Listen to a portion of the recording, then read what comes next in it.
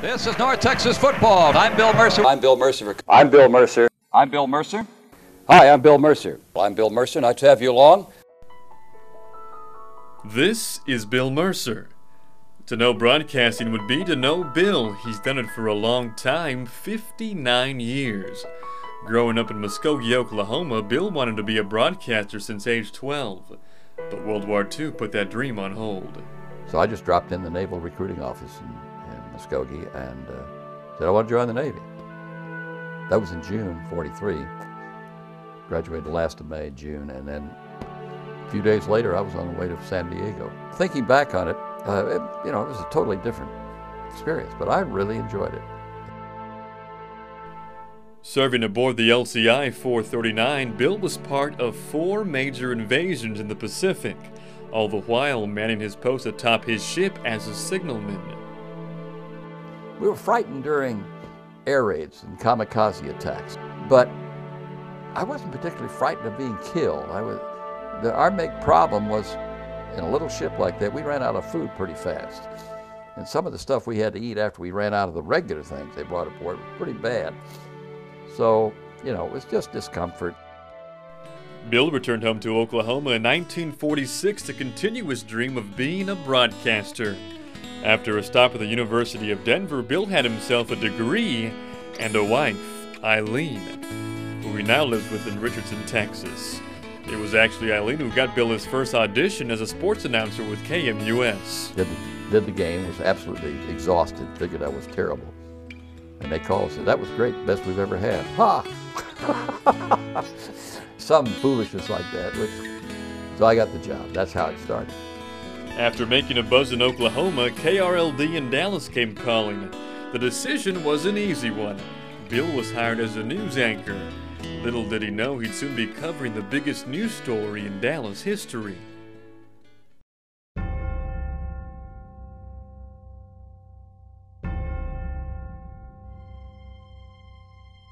I was the noon newscaster. So I was on the air when Kennedy came to town. And I didn't realize anything had happened because it happened just as I was going off the air. It was only a 15-minute newscasting. And I came across the street and there was all mayhem. In 2004, Bill and 3 other KRLD alum wrote a book recounting their memories of that tragic November day. We were all running, and when we wrote this book, when the news went live, none of us had realized what the others had been doing because we never sat down to talk about it. I never had time to go over anything. Just run, go. Bill would eventually leave the news world behind him, continuing his work in the booth for many teams in the Dallas-Fort Worth area. The 14-yard line. Fake to Willard. Back to throw Brody. 5 yard. It's intercepted. And down to the 1-yard line. George Andre. George Andre got it. In 1965, Mercer received the chance of a lifetime. He became the voice of America's team before they were known as America's team. Ironically enough, the game Mercer remembers most with the Cowboys wasn't in this stadium, but in one 1,100 miles away.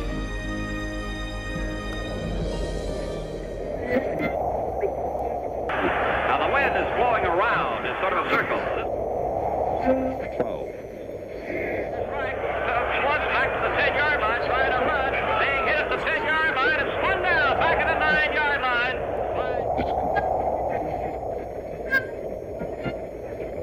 Hit from behind and driven down back at the 22-yard line.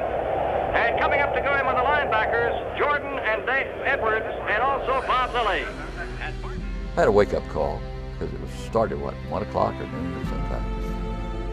I pick up the phone. "Good morning, sir. It's 35 below zero. Welcome to Green Bay."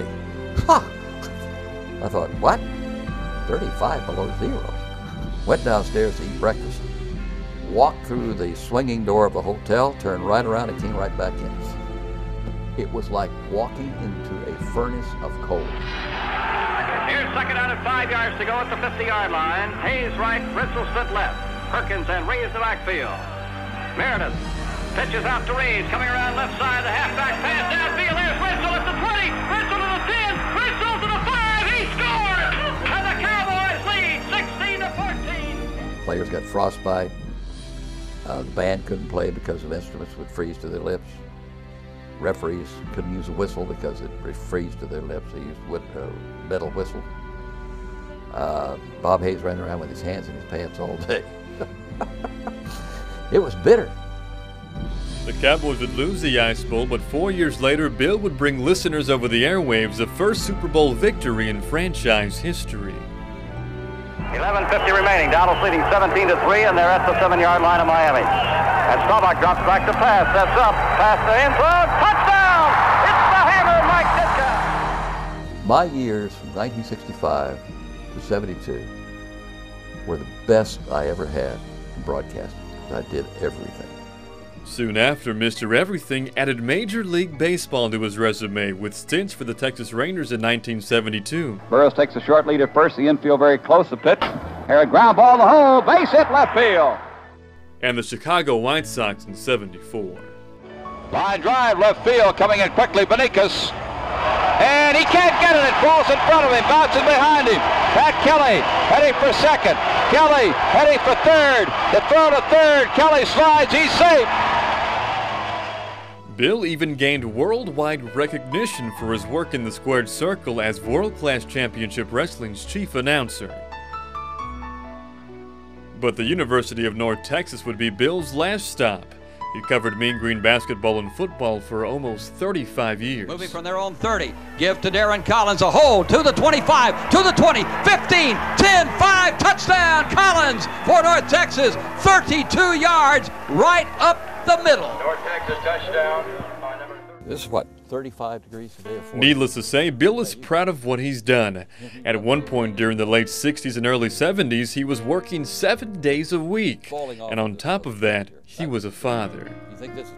It was hard, and I'm sure it was not comfortable for the family. And I regret not having some free time.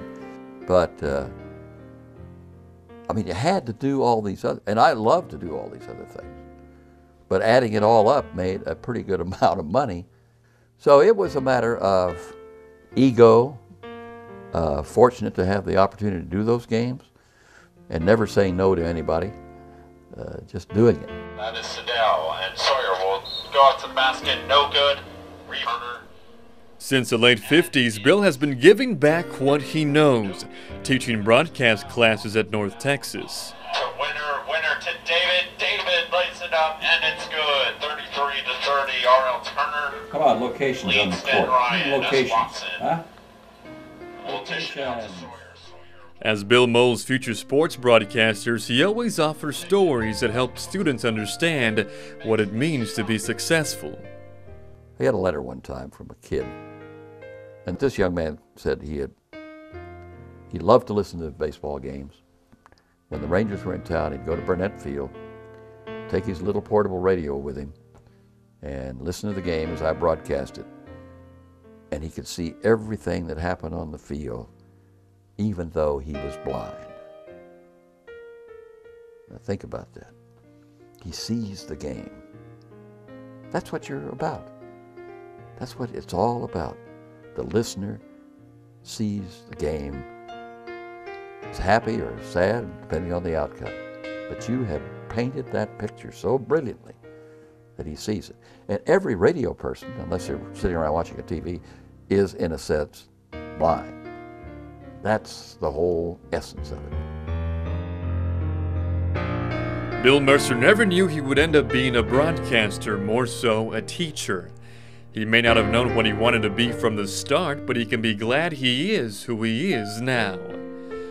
For NTTV Sports, Joel Villanueva.